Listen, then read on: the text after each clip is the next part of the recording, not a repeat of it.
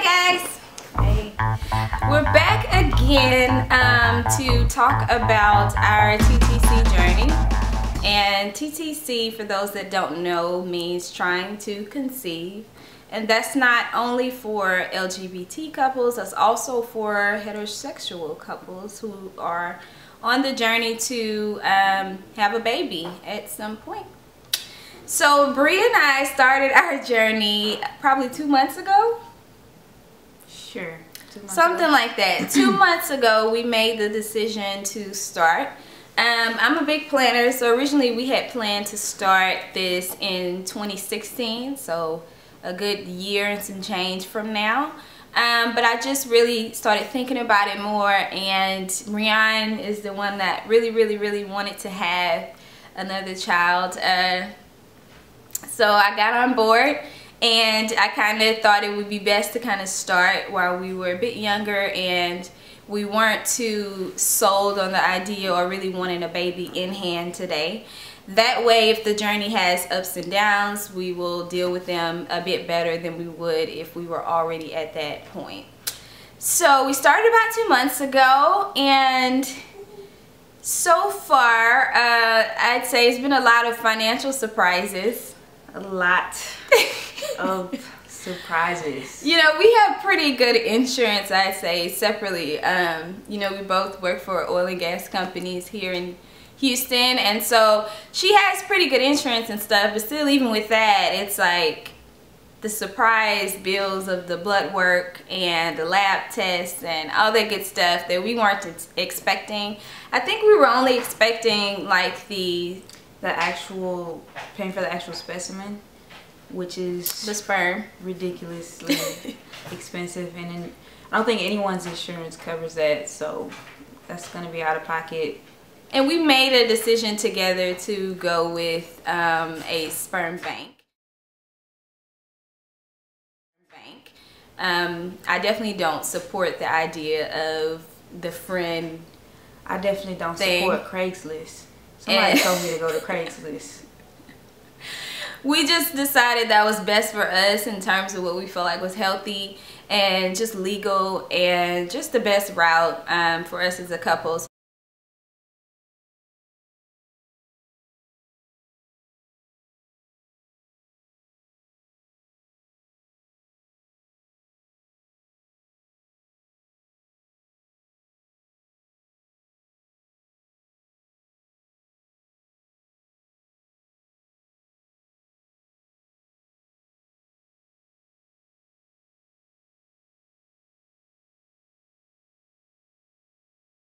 So that's why we chose an actual sperm bank.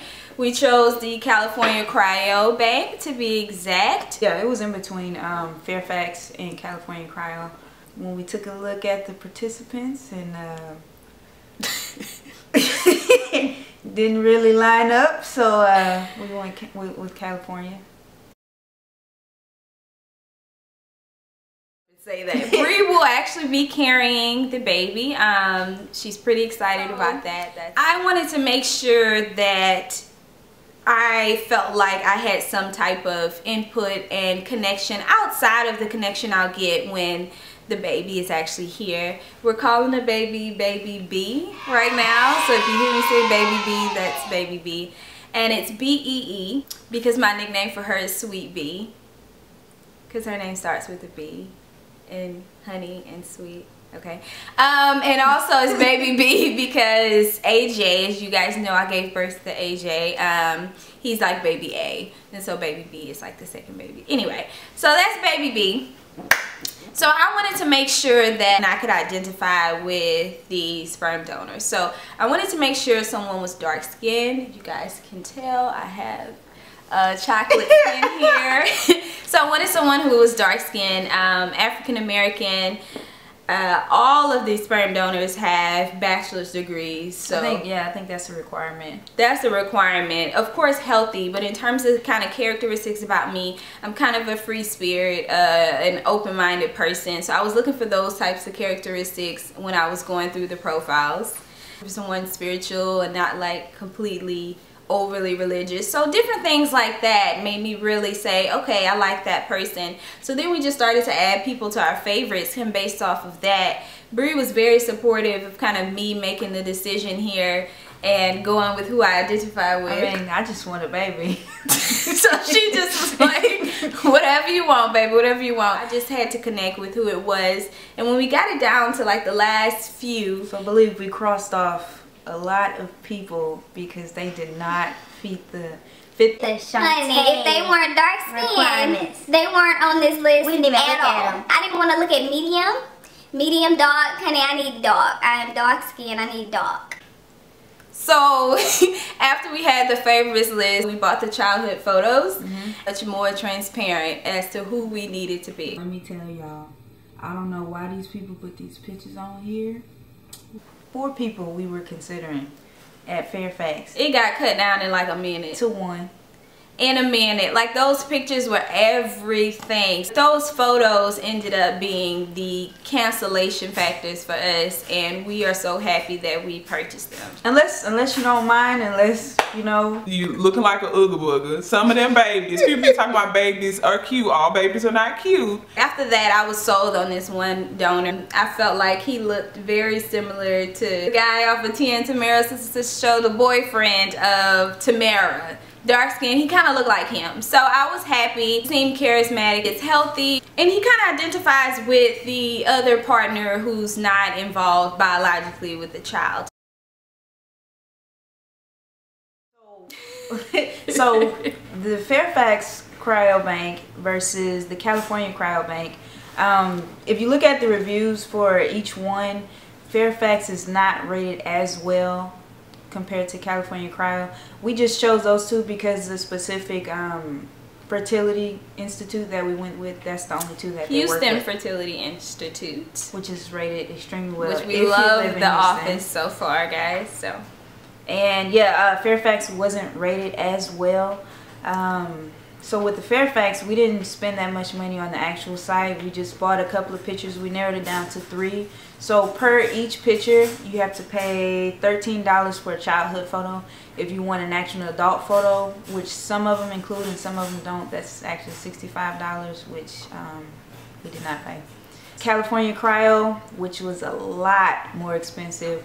They do the individual photos, but it's about $25–30 per photo for each person, which is crazy. So we just went ahead and bought the complete package, which is $145 for 3 months, and that gives you access to anyone's photo on the website and a couple of other things. What was it?